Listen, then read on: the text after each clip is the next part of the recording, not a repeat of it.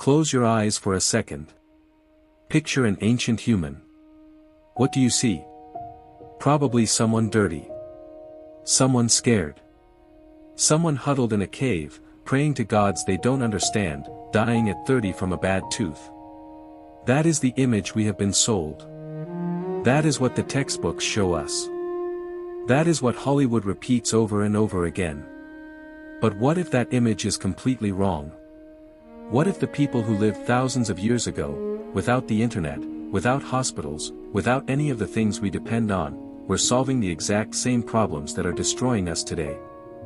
Loneliness, depression, anxiety, violence, injustice, the fear of death, the terror of madness. What if they not only faced these things, but found answers that we somehow forgot? Today on Ancient Minds, we are uncovering 7 secrets of ancient civilizations. 7 things they knew and did that historians rarely talk about.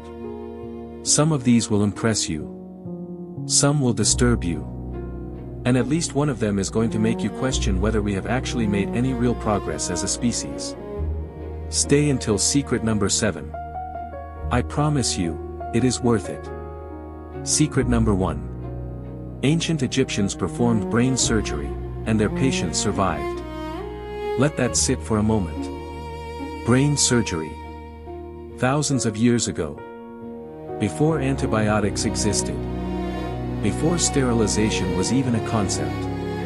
Before anyone understood what a germ was. And yet, they did it. And people lived. Here is the evidence. Archaeologists excavating ancient Egyptian burial sites have discovered human skulls, multiple skulls, with clean, deliberate, perfectly circular holes cut into the bone. These are not accident wounds. These are not battle injuries. The edges are too precise. The cuts too intentional. Someone made these holes on purpose. Now here is the part that makes every scientist stop and stare. Around the edges of these holes, the bone had regrown. New bone. Healthy bone. Forming slowly over months and years. Which means, the person did not die on the operating table. They woke up. They went home. They lived long enough for their skull to begin healing itself. How? Egyptian surgeons used copper tools sharpened to a fine edge. They used obsidian, a volcanic glass so sharp it can be finer than a modern surgical blade, to cut through tissue. And researchers believe they used fermented grain, essentially ancient beer, as a sedative. Not perfect. Not painless. But enough. Why were they doing this? The most likely answer is that they were treating intracranial pressure, swelling on the brain from injuries, seizures, or severe headaches. The Egyptians observed that drilling a hole relieved the pressure and sometimes, miraculously, the patient improved. The procedure is called trepanation. And it was practiced not just in Egypt, but in ancient Peru, ancient China, ancient Greece, and prehistoric Europe. Independent civilizations, with no contact with each other, all arriving at the same brutal solution. We still perform a version of this today. We call it a craniotomy. We just have better tools. Secret number 2. Ancient Rome had a welfare state, and it was more organized than most modern ones. We like to think that social safety nets are a modern invention. That the idea of a government feeding its poor citizens came from the 20th century. It did not. It came from Rome. Over 2,000 years ago. The program was called the Annona. Named after the Roman goddess of grain supply. At its peak, the Roman government provided free or heavily subsidized grain to over 200,000 Roman citizens every single month. That is not charity. That is a machine. A bureaucracy designed specifically to ensure that nobody in Rome starved. There were dedicated grain warehouses scattered across the city. Government ships sailed to Egypt and North Africa specifically to collect grain. Officials called ediles monitored food prices, inspected market stalls, and punished merchants who cheated customers. And this was not kindness. The Romans were not sentimental people. This was cold, calculated strategy. The Roman leadership understood something many modern governments still struggle to accept: a hungry population is an unstable population. Feed the poor, and they stay calm. Let them starve, and they riot. And when Roman citizens rioted, emperors fell. The annona also extended to olive oil, wine, and eventually pork. The Roman poor did not eat lavishly. But they ate. Consistently. Reliably. Every month. For centuries. When the Roman Empire collapsed in 476 AD, the annona collapsed with it. And for the next several hundred years, the period we call the Dark Ages, widespread famine returned to Europe. It would take over 1,000 years before European governments attempted anything similar again. Secret number 3. The ancient Greeks invented therapy, and it worked on tens of thousands of people at once. When most people think of ancient Greek theater, they think of toga-wearing actors. Entertainment for the elite. A nice day out. But the Greeks themselves understood theater as something far more powerful. They understood it as medicine. The philosopher Aristotle described a concept he called catharsis. The word means purging or cleansing. His argument was this: when a person watches a tragic story unfold on stage, they begin to feel the emotions of the characters. Fear, grief, rage, despair. And as those emotions build and then resolve through the story, the viewer experiences a release, a purging of suppressed emotions from their own life. They leave the theater lighter, calmer, more at peace. This is not poetry. This is psychology. Modern researchers have confirmed it. Watching emotionally intense narratives triggers genuine emotional processing in the brain. It activates the same neural pathways as real experience. The Greeks did not have brain scanning technology. But they observed the effect in thousands of audience members over hundreds of years, and they built their entire theatrical culture around it. The theater of Epidaurus, still standing today in Greece, seated 15,000 people. 15,000 people sitting together, watching suffering, feeling it together, crying together, and walking out feeling something had been released. This is group therapy on a scale no modern mental health system has ever matched. And attendance was not optional for the elite. It was funded by the state. Poor citizens were given tickets. Because the Greeks understood, if your population is emotionally suppressed and unprocessed, they become dangerous. Give them a stage. Give them a story. Let them feel. And they will function. Secret number 4. The oldest written description of depression is 4,000 years old, and the treatment prescribed is almost identical to what doctors recommend today. The Sumerians of ancient Mesopotamia, the civilization that gave us the first cities, the first writing system, and the first legal codes, also gave us the first written mental health records. Among thousands of clay tablets excavated from Mesopotamian ruins, researchers have found descriptions of mental suffering so precise and recognizable that modern psychiatrists reading them have felt a chill. One tablet, translated, reads something like this. He cannot eat. He cannot sleep. His thoughts race and then stop completely. He feels nothing and then feels everything at once. His heart is heavy. His body will not obey him. He sees no future. He has withdrawn from everyone who loves him. That is not a religious text. That is a clinical description of depression. Written 4,000 years ago. By people who had no concept of brain chemistry or neuroscience or serotonin. And what did Mesopotamian doctors prescribe? They prescribed routine. Social contact. Gradual return to work. Sunlight. Bathing. Being among other people even when the patient desperately did not want to be. If you walked into a modern psychiatrist's office today with those same symptoms, you would receive almost identical recommendations. 4,000 years of history.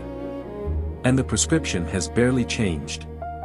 That should tell you something profound about how much we actually understand the human mind, even now. Secret number 5. Ancient China invented the lie detector, using nothing but rice and a deeper understanding of the human nervous system than the West would develop for another 2,000 years. During the Han Dynasty, Chinese magistrates faced the same problem judges face today. How do you know if someone is telling the truth? The Chinese solution was elegant and brutal in its simplicity.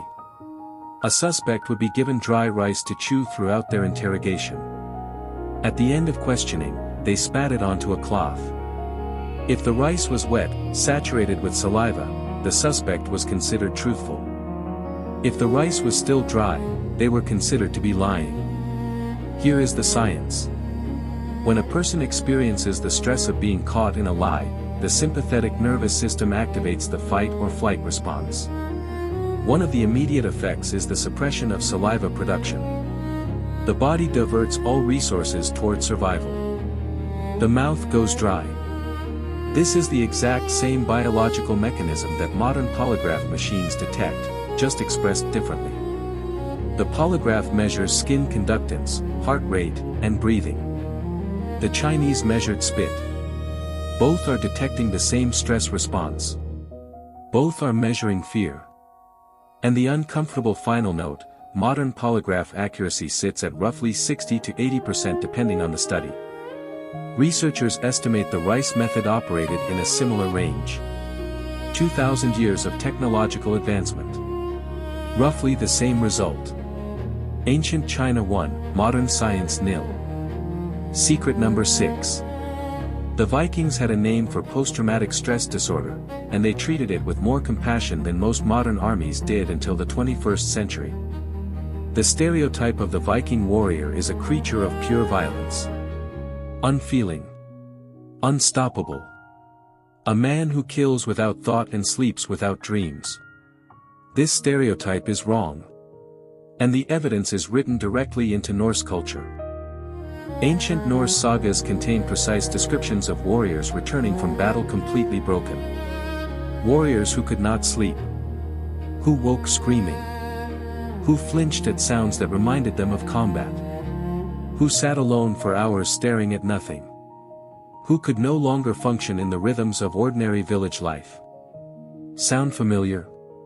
Today we call this post-traumatic stress disorder. The Vikings called it battle madness. And they recognized it clearly.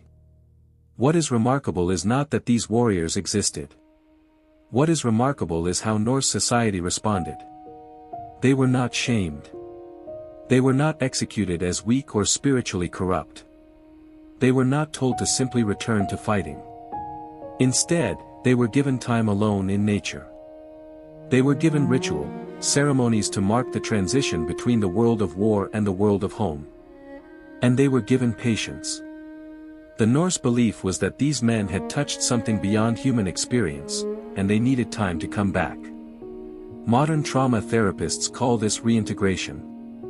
Creating a structured transition period between the traumatic environment and normal life. Allowing the nervous system to slowly recalibrate. Using ritual and community to signal safety. It took Western military medicine until the late 20th century to begin implementing these approaches. The Vikings were practicing it 1,000 years earlier.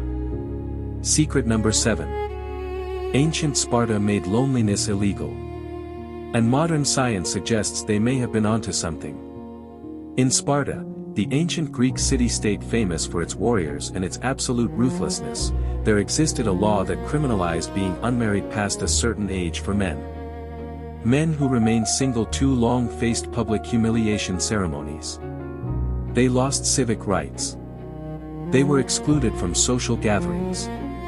In some accounts, they were forced to march through the marketplace while citizens sang mocking songs about them. This sounds cruel. And it was. But here is what the Spartans had observed through centuries of watching their own population. Isolated men were unstable. Disconnected men were dangerous. Men without social bonds, without family responsibility, without the structure of intimate relationships, these men became unpredictable. They drank more. They fought more. They committed more crimes. They were less reliable as soldiers. They were harder to govern. They were, in the most practical sense, a liability to the community. Now consider what modern science says. Research published in the last decade has classified chronic loneliness as a public health crisis. Studies have found that prolonged loneliness increases the risk of heart disease, stroke, dementia, and early death. One widely cited study found that chronic loneliness is as damaging to physical health as smoking 15 cigarettes a day. Another found that lonely individuals show permanently elevated cortisol levels, slowly aging their bodies from the inside, every single day. The Spartans did not have this data. They did not have cortisol measurements or cardiovascular studies. They had something else. They had generations of watching what happened to lonely men. And they decided, with characteristic Spartan bluntness, that they could not afford it. Were their methods right? Absolutely not. But the underlying observation? Completely correct. And most modern societies are still ignoring it. The Spartans at least admitted the problem existed. 7 secrets. 7 civilizations separated from us by thousands of years. And every single one of them, without modern science, without technology, without any of the advantages we take for granted, managed to understand something true and important about what it means to be human. Brain surgery without hospitals. Welfare without computers. Therapy without degrees. Mental health diagnosis without neuroscience. Lie detection without machines. Trauma treatment without psychiatry. And a brutal but honest confrontation with the danger of loneliness. The real secret, the one underneath all 7, is that they were paying attention. To human nature. To what people actually need. To what happens when those needs go unmet. They had no choice but to pay attention. Survival required it. The question worth sitting with tonight is simple. Are we? If this video changed something in how you see the ancient world, subscribe to Ancient Minds. We upload every Sunday. Next Sunday we are going somewhere darker. We are asking what ancient civilizations did with people they considered completely insane. Not the depressed. Not the anxious. The people who had fully lost contact with reality. The answer is not what you expect. Some of it is horrifying. Some of it, surprisingly, is not. I will see you then.